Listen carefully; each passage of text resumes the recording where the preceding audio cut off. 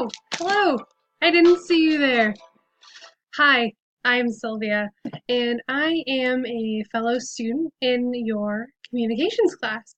And I am here to talk to you today about my job. I am a biller for the Good Samaritan Society in the home health care department. Uh, I love my job, and I hope you love yours too. Now, today I'm going to give you a little bit of insight into my job and what I do every day. Um, I know that everyone probably pretty diverse, but all kind of businessy. Have you ever had to call an insurance company to sort out some sort of error in their billing? Well, if you have, you'll know that it can be quite puzzling. Ugh. And sometimes it'll make you just want to take a drink. Ugh. Well, I'm here to help you through your endeavor, as we'll call it, into making a successful contact with an insurance company. Now, to start off, you might be on hold for a long time. Most companies that I have to call, if you're familiar with UCare in Minnesota, Blue Cross Blue Shield, some of these companies are fairly large and they have a not large enough call center to go with the call volume. I've had to wait on hold for, wow, one time I was on hold for 2 hours with Humana and it was awful. By the time I got to someone, I wasn't even mad anymore.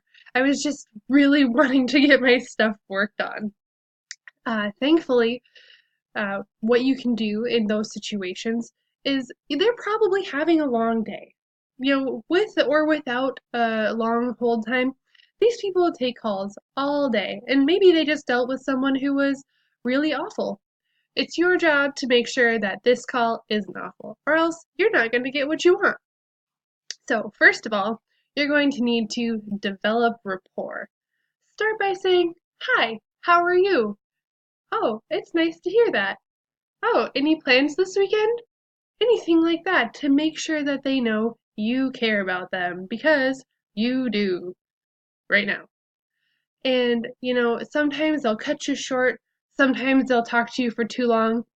Just keep it going, just make sure they like you. Have a smile in your voice.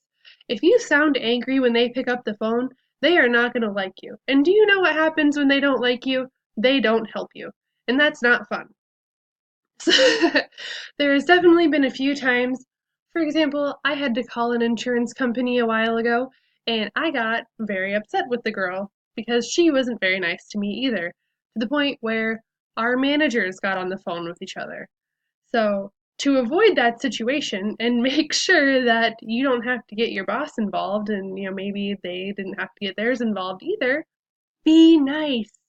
Yes, be nice. Yes, you might be upset. Yes, they may have overcharged you. No one likes that. And I'm not saying you don't have a right to be mad, but what I am saying is it's not going to get you anywhere. So have a smile in your voice, be happy, and just work with them.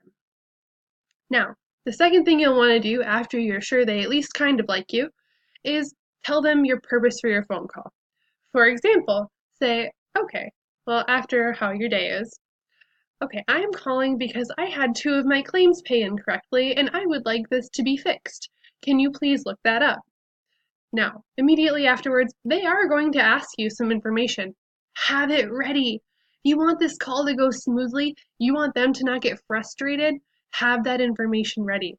A lot of times, insurance companies or any like banking company, anything like that, they will have their call times monitored. So if you're on the phone with them for more than like 5 minutes, it's going downhill. It is going downhill fast. So make sure you have it ready. If you're calling about your own information, have your name, your social security number, your account number, anything like that available. If you're like me and you're calling for your job, have the client's name, date of birth, the dates of service, the amount of the claim that was billed, the amount that they paid. Have that information at your fingertips because this is going to make it go a lot faster. If you have to make them wait, they will not like it. Let me tell you that right now. I mean, some people are really nice, but overall, people are people. And so just have it ready and things will go smoother. Uh, After you have stated the reason for your call and you have all that information ready, state if you've called before. So, for example, let's say that you have called before and you talked to Regina, and Regina gave you a reference number because she was going to do some research or some reprocessing. Give that information to the new representative. Say, I called on October 10th of this year at whatever time, and I spoke to Regina, and I have this reference number. Would you like it? You know, they may say yes, they may say no. But at the same time, it's better to have this information ready and not deal with the mess that comes with not having it ready than the alternative, you know? How hard is it for you to prepare just like 1 minute of your time to gather this information and have it in front of you versus how long you think you'll be on hold with them while they try to look up all this information that you're pulling out of thin air that they can't see? You need to realize that you're speaking to someone who has no clue what you're talking about when you come on the phone. This is all new to them. And really, once you check out of work, you don't care half the time. Same with them. So why does it matter? Why should they help you? Why should they go that step above and beyond? They don't have to. I mean, yeah, they should, but they don't have to. So remember that. Remember that these are just people that you're dealing with, and you want to have a good experience. Have your information ready. Now, finally, what you need to do is be patient. It is so important to be calm with them and just don't rush them. Have you ever been in the grocery store and like the clerk is trying to rush you and you're all frazzled and you're putting your things on the counter and you don't know what to do with them and suddenly you're digging for your billfold and you're like I don't know what I can do. And no, listen. You do not want someone who is in charge of your financial stuff being rushed at all, especially if it's your job. So at my job, if a claim is paid incorrectly and I'm calling because I'm upset and I want it to be paid correctly, you know, I'm not going to rush them because I want them to help me. And if they're rushed, they may be only looking at half the information. If they can sense that I'm getting upset, it's going to make them upset, nervous. You know, keep in mind, some people might be new. They might not have any idea what they're doing. Cut them some slack and do not rush them. Um, with that being said, you know, some people are new and some people don't know and some people don't know where to look and it's frustrating, yes. But just remember it's not their fault. Like they're just humans, just like the rest of us. So don't get mad at them, but do know when to escalate the issue to a supervisor. After a while, if it's just the same back and forth, if you're getting heated and they're getting heated, you're not doing anyone justice. You're having a bad day, they're having a bad day. Move on and ask for a supervisor. Yes, that could look bad on them. Yes, it may make you look bad, but it doesn't matter because at the end of the day, you're here to do your job and so are they, and you guys aren't coming together. Maybe you don't know the lingo. Maybe they can't understand what you're looking for because they've never heard that word before. You know, it's okay because there's probably a supervisor around that will know a little bit more and that can help you a little bit further. If if they are trying to tell you that no one's available or it's a long wait, it's okay to wait if you need to get this issue resolved today. Otherwise, you know what? It's okay to hang up and call back.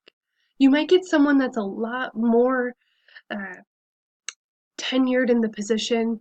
They might have a lot more experience working in the billing department or getting things fixed. They might know a little behind the scenes trick that the other representative didn't know. You know, patience will get you way further than your anger will. So just be calm, don't rush them. And if you don't think that you're getting what you need accomplished, then know when to escalate to a supervisor.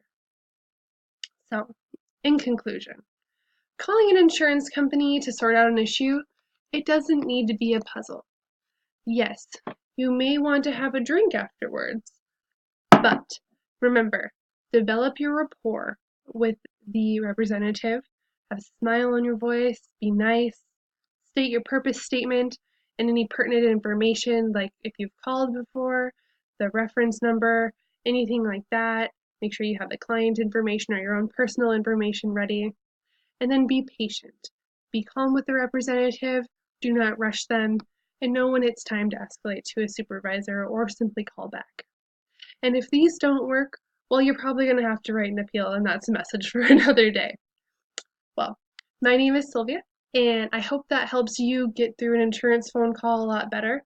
I did have a coworker recently say that she wanted to know like some tips and tricks for it, and like that's my best idea for you. Just be nice. All right, thank you. Have a good day.